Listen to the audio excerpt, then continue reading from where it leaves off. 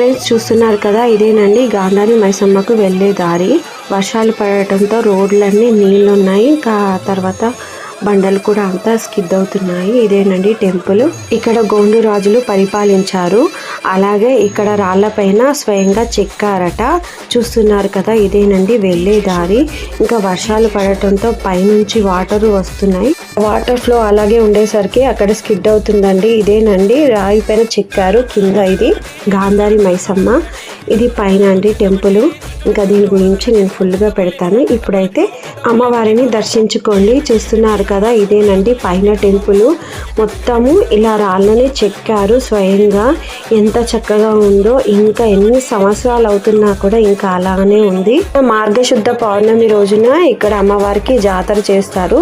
స్వయంగా గోండురాజు వంశస్థులు వచ్చి ఇక్కడ అమ్మవారికి పూజలు చేస్తారు. ఇది నా వీడియో కనుక నచ్చిందా లైక్, సబ్స్క్రైబ్.